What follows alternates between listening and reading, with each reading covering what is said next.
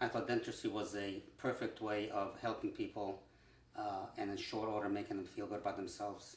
I attended the NYU College of Dentistry.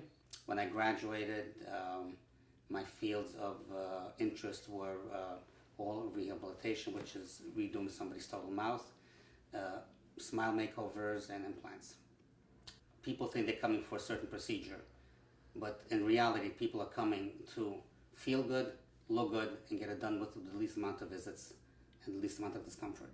What is actually done to achieve that, that's a secondary nature. Somebody who has a beautiful smile, has a lot of self-confidence. I had a patient, a young lady, maybe in her mid-20s, somewhat overweight, somewhat not terribly happy with herself. She had several broken teeth that needed attention, and I recommended that rather than just treating those several teeth, perhaps she could have a smile makeover, and we would put porcelain facings on all her front teeth. As a result of that, 6 months later when she came in for a checkup, she lost 30 pounds. She was vivacious. She was all smiles. She was a totally different person. Because she felt so good about herself, her whole state of mind changed. And that's what we're trying to do. We're trying to improve patients' lives.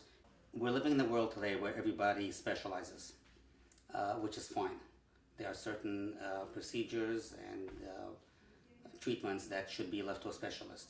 But there is a very large void when it comes to generalization. Having said that, I consider myself a super generalist. I've seen enough cases and followed them along for 10, 20, 30 years that I have a feeling for what works, what does not work, what stands the test of time. And seeing that many cases gives me a broader understanding of how to present the case to the patient, that the patient should get the most benefit for what's being treated and what's being spent. I have enough training in a wide variety of fields, whether it's aesthetics, cosmetics, implants, oral surgery, endodontics, which is root canals, periodontics, etc., etc. I may not be able to or want to do all the procedures within those specialties, but I know enough about them to be able to think out of the box so that when somebody goes to a specialist and gets an opinion, I know enough about it and have done enough cases that I could tell them, okay, this is one approach and it's a valid approach given his, what I would call, not pejoratively, a tunnel vision for his specialty. But there are other ways of doing it if you think out of the box. That's what we try to do for the patient. A young lady, maybe 19 years old, ready to get married, and she had one upper eye tooth, which is the canine. It's under the eye. It's a canine that was impacted, that was not coming down.